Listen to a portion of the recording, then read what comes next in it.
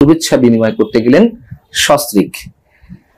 এই বিষয়টি নিয়ে নানান ধরনের ব্যাখ্যা বিশ্লেষণের চেষ্টা করা হচ্ছে। সব পক্ষই কোনো না কোনো ভাবে প্রশ্ন উত্থাপনের চেষ্টা করছেন, উত্তর খোঁজার চেষ্টা করছেন ভিতরে বার্তাটি আসলে কি, এবং সব পক্ষেই নিশ্চয়ই কোনো না কোনো যুক্তি রয়েছে। আসলে বিষয়টি কি?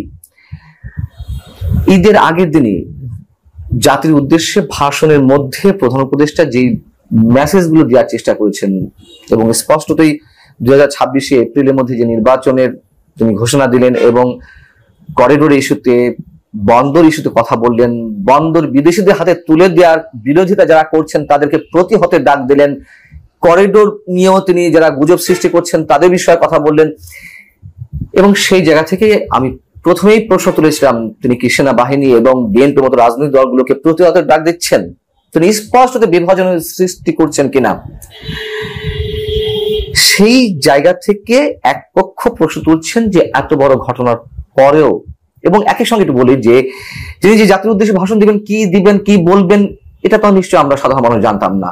তবে কেউ কেউ, বিশেষ কোনো মহল এটি আগে থেকেই প্রকাশ করে ফেললেন যে তিনি কি উদ্দেশ্যে বা কি বক্তব্য দিতে যাচ্ছেন, এবং সেখান থেকে আমরা ধারণা করতে পারি নির্বাচন নিয়ে সেনা প্রধানের সঙ্গে কোনো পরামর্শ তো নয়, বরং প্রধান উপদেষ্টা তার নিজের যে বিতর্কিত শুভাকাঙ্ক্ষীরা রয়েছেন, তার একান্ত অনুগত যেই ব্যক্তিরা রয়েছেন বা তার নিজের দল বা জাতীয় নাগরিক পার্টির যারা নেতারা রয়েছেন তাদের সাথে পরামর্শ করেই তিনি এই ভাষণের বক্তব্য নির্মাণ করেছেন।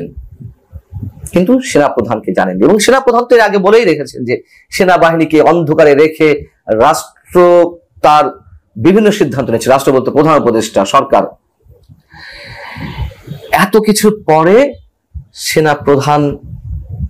প্রধান উপদেষ্টার সঙ্গে যে সাক্ষাৎ করতে গেলেন, এটা অনেকের কাছে আনইউজুয়াল মনে হয়েছে, এবং সেই অস্বাভাবিক জায়গা থেকে অনেকের ধারণা যে সেনা প্রধান এর মধ্য দিয়ে বিশেষ কোনো বার্তা দেওয়ার চেষ্টা করছেন কিনা, অথবা তাকে বিশেষ কোনো বার্তা দিয়ে এসেছেন কিনা প্রধান উপদেষ্টাকে। আবার আর এক পক্ষ বলছেন যে সেনাপ্রধান যেহেতু এত কিছুর পরেও, যেখানে সেনাবাহিনী বা বিএনপির মতো রাজনৈতিক দলগুলোকে প্রতিহতের ডাক দিচ্ছেন, স্পষ্টত একটা চরম বিভক্তির সৃষ্টি করার পরও সেনাপ্রধান গিয়েছেন দেখা করতে, সৌজন্য সাক্ষাৎ করতে, তাহলে কি তাদের মধ্যে আন্ডার টেবিল কোনো এগ্রিমেন্ট হয়ে গেছে, আন্ডার টেবিল ডিল হয়ে গেছে? তারা কি পরামর্শক্রমে অথবা সেনাপ্রধানকে কোনো না কোনো শক্তির মাধ্যমে প্রধান উপদেষ্টা হাত করে নিয়েছেন কিনা বা তার অনুগত করে ফেলেছেন কিনা? এই প্রশ্নগুলো যৌক্তিক হতে পারে, কিন্তু আমার একটি ব্যাখ্যা আছে মাঝামাঝি। সেটা হচ্ছে একটি একেবারেই রাষ্ট্রীয় আচার। খোঁজ নিয়ে দেখুন, একটু রিকল করে দেখুন, এর আগে যারা রাষ্ট্রপ্রধান ছিলেন, সরকার প্রধান ছিলেন, সেনা প্রধান যেই থাকুন না কেন, তারা কিন্তু এই ধরনের সামাজিক অনুষ্ঠানে বা বড় ধর্মীয় অনুষ্ঠানে, অন্তত ঈদে, রাষ্ট্রপ্রধান সেনাপ্রধানের সঙ্গে বা রাষ্ট্রপতি এবং প্রধানমন্ত্রীর সঙ্গে তারা দেখা করে থাকেন, এবং তারই অংশ হিসেবে সেনাপ্রধান দেখা করতে গিয়েছেন। শুধু যে প্রধান উপদেষ্টার সঙ্গে দেখা করেছেন সস্ত্রীক তা নয়, তিনি কিন্তু রাষ্ট্রপতির সঙ্গেও দেখা করেছেন। এই বিষয়টি আমাদের ভুলে গেলে চলবে না। আমি বরাবরই বলে আসছি, এখনো আমার বিশ্বাস, এটি আমার বিশ্বাস, সেনাপ্রধান এখনো রাইট ট্র্যাকে আছেন। তিনি এর মধ্যে এখনো পর্যন্ত কোনো অস্বাভাবিক মন্তব্য বা অস্বাভাবিক কোনো কর্মকাণ্ড করেননি।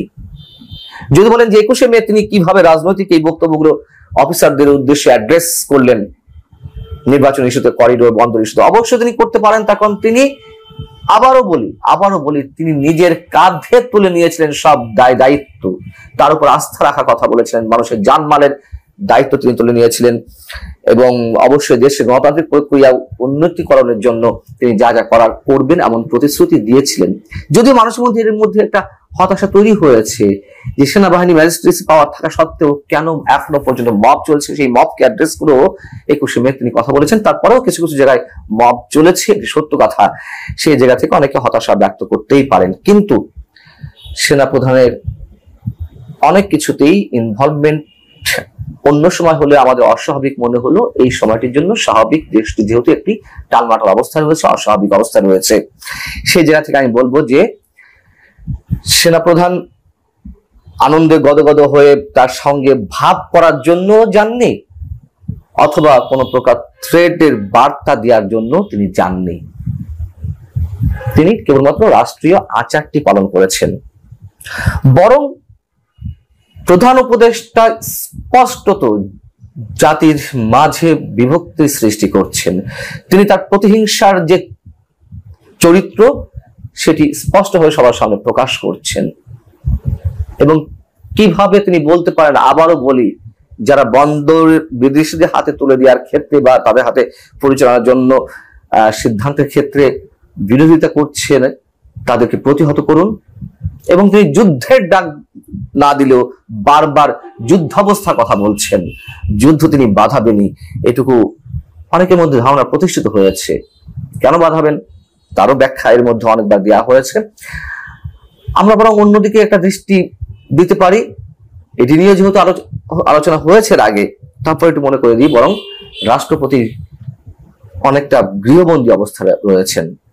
এর আগেও আমরা দেখলাম যে তিনি জাতীয় ঈদগাহে নামাজ পড়তে যাননি। এর আগে যত রাষ্ট্রপতি ছিলেন, ইভেন এই রাষ্ট্রপতিও শাহাবুদ্দিন চুপ্পু সাহেবও, তিনি বর্তমান অন্তর্বর্তী সরকারের আগে পর্যন্ত ঈদগাহে নামাজ পড়তে গেছেন। এরপর থেকে তিনি আর ঈদগাহে নামাজ পড়ছেন না, তিনি বঙ্গভবনে নামাজ আদায় করছেন। এমনকি প্রধান উপদেষ্টা তিনি নিজেকে এতটাই উপরের মনে করেন এবং রাষ্ট্রপতিকে শত্রু মনে করছেন। তার অনুগত যে দল বা তার হাতে গড়া যে দল জাতীয় নাগরিক পার্টি, তার নেতাদের বক্তব্য অনুযায়ী বা তাদের সাথে কণ্ঠ মিলিয়ে তিনি যা করছেন বলছেন, এটা জাতিকে চরমভাবে বিভক্ত করেছে। একটা অনিশ্চয়তা পথে প্রধান উপদেষ্টা নিয়ে যাচ্ছেন। সেনাপ্রধান যেমন রাষ্ট্রীয় আচার পালন করলেন বা করছেন, প্রধান উপদেষ্টা তো রাষ্ট্রীয় আচারের ধার ধারছেন না, যা ইচ্ছে তাই বলছেন, করছেন। তার মুখের যে অনিয়ন্ত্রিত বক্তব্য, সেগুলো আমরা প্রতিনিয়ত শুনছি। বঙ্গভবনে ঈদের মতো অনুষ্ঠানগুলোতে তিনি শুভেচ্ছা বিনিময় করেন রাষ্ট্রপতি। সেখানে আমরা দেখলাম যে এই ঈদে শনিবারে তার সঙ্গে যারা সাক্ষাৎ করতে গেলেন বা শুভেচ্ছা বিনিময় করতে গেলেন, সরকারের মধ্যে কারা ছিল? উপদেষ্টার মধ্যে এক স্বরাষ্ট্র উপদেষ্টা জাহাঙ্গীর আলম চৌধুরী, তিনি ছাড়া আর কাউকে আমি দেখিনি যে তার সঙ্গে শুভেচ্ছা বিনিময় করতে গিয়েছেন। প্রধান নির্বাচন কমিশনার SM নাসিরউদ্দিন, নৌবাহিনী প্রধান গেছেন, বিদেশি কূটনীতিকরা গেছেন, কয়েকটি রাজনৈতিক দল গেছে, কয়েকটি মানে যেগুলো উল্লেখ করার মতো নয় সেরকম কয়েকটি রাজনৈতিক দলের চেয়ারম্যান বা মহাসচিব, সেক্রেটারি, তারা শুভেচ্ছা বিনিময় করতে গেছেন। সেখানে বড় কোন রাজনৈতিক দলের নেতাদের আমরা দেখিনি। এই জায়গা থেকে সবকিছু মিলিয়ে আমাদের কাছে মনে হচ্ছে খুব দ্রুত কিছু ঘটতে যাচ্ছে, খুব দ্রুত। এবং বিশেষ করে 30শে জুনের মধ্যে জুলাই চার্টার ঘোষণা করার কথা, সেটি জুলাইয়ের মধ্যেই ঘোষণা করা হবে, সেটি প্রধান উপদেষ্টা তিনি নিজেও ঈদের আগের দিন জানিয়েছেন। এবং এটিকে কেন্দ্র করে নতুন যে অস্থিরতা তৈরি হয়েছে, আমার মনে হয় ভয়ঙ্কর একটি অশনি সংকেত এর মধ্যে আমরা পাচ্ছি, এবং সেটার বাস্তব চিত্র হয়তো আমাদের দেখা লাগতে পারে। তারপরে শুভকামনা সবার প্রতি। ভালো থাকুন। আল্লাহ হাফিজ।